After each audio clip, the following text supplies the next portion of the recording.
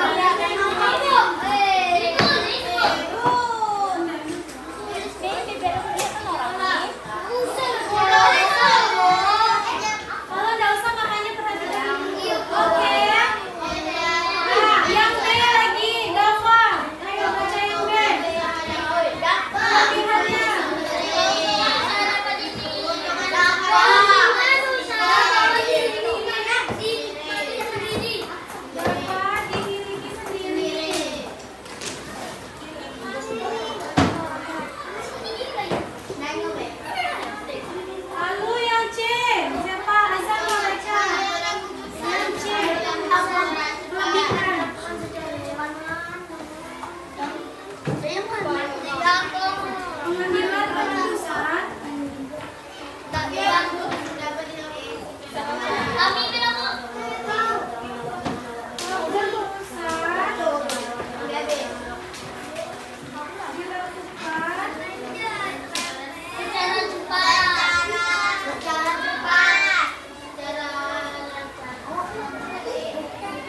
Dilakukan secara cepat. Kalau kelemahannya apa aja? Yang pertama, modal usahanya terbatas karena dia cuma satu orang saja. Lalu yang kedua, kreativitasnya terbatas. Yang C lagi apa lagi? Ya, ditanggung sendiri atau karena dia didirikan oleh pemilik itu sendiri. Nah, usaha perseorangan itu terbagi atas 3 yang sudah pernah kita pelajari. Ada usaha agraris, usaha industri, perdagangan. Kalau usaha agraris siapa saja yang melakukannya? Kalau usaha agraris siapa saja yang melakukan usahanya? Ada baca nih di halaman 83. Saya. Ada petani.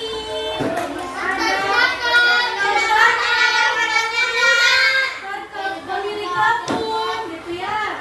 Kalau yang kedua, usaha industri siapa yang melakukan?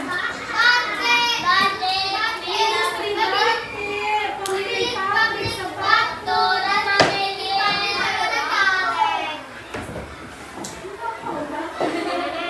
Usaha perdagangan siapa saja? Ada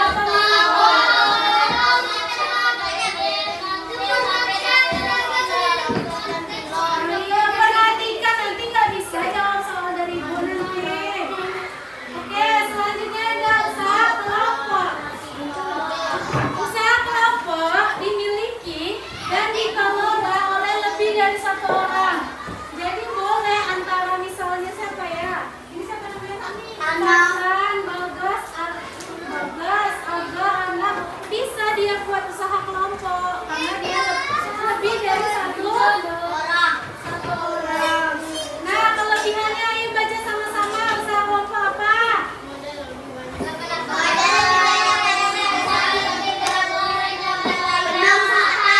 Ya, yang B.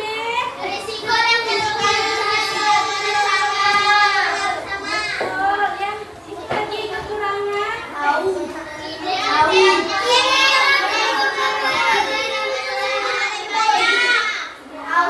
Jadi modalnya lebih banyak karena anggotanya juga banyak.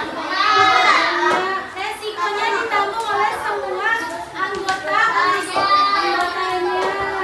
Lalu idenya juga banyak. Dia kreatif karena banyak orang, banyak ide yang dihasilkan. Oke?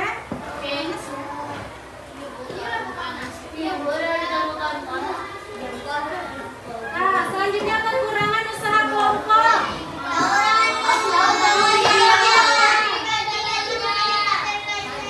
Ya, yang B.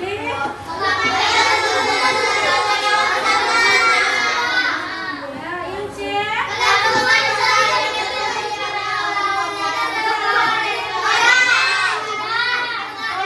Bagus bacanya. Oke. Ya, kekurangannya tuh keuntungan yang didapatkan perusahaan dibagi-bagi rata. Oke. Lalu pengembangan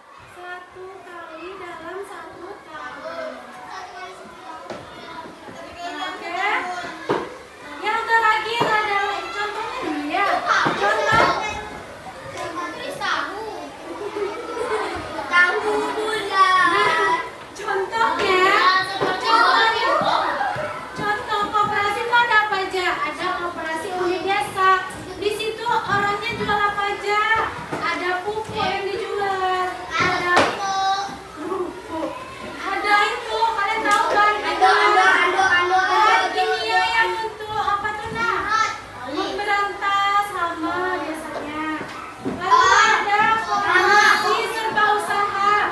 Di situ dijual barang-barang UMKM. UMKM Bapak usaha menengah. Jadi ada yang jual keripik di situ. Nah, yang selanjutnya ada koperasi sekolah. Di sini ada koperasi sekolah. Di mana? Di mana koperasi sekolah? Ada kan? Belum ada. Biasanya koperasi sekolah ini akan kalian temukan di SMP atau di SMA besok.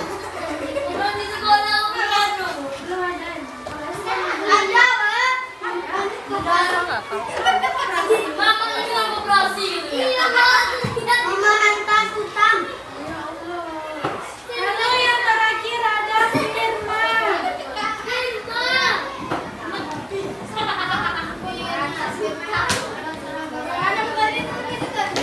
Firma deh, tahu nggak firma?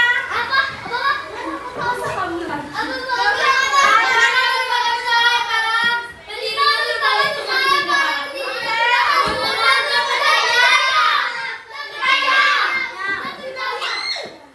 Oke, ada yang tahu apa itu firma?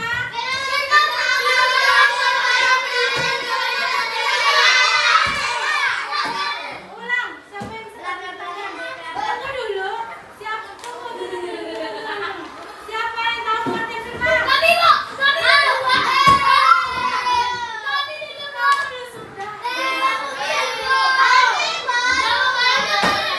Tadi dia cepat kenapa, Nak?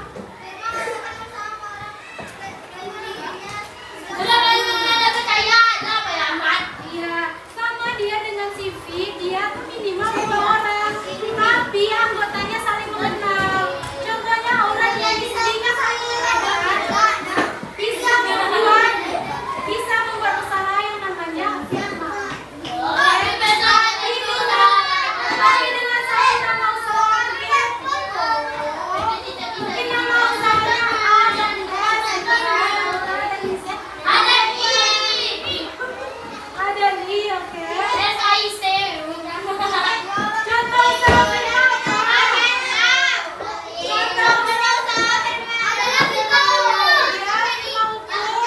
Dia menyediakan layanan berupa konsultasi tentang lalu yang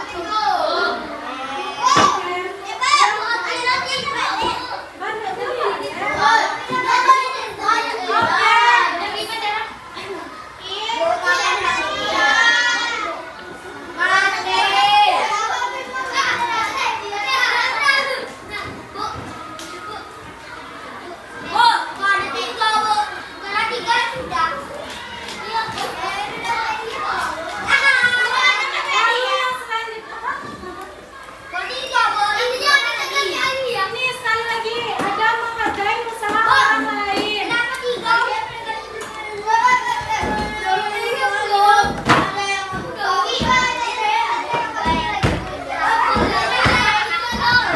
menghargai usaha orang lain itu manusia kan melakukan kegiatan ekonomi untuk memenuhi kebutuhan. Ya, betul atau tidak?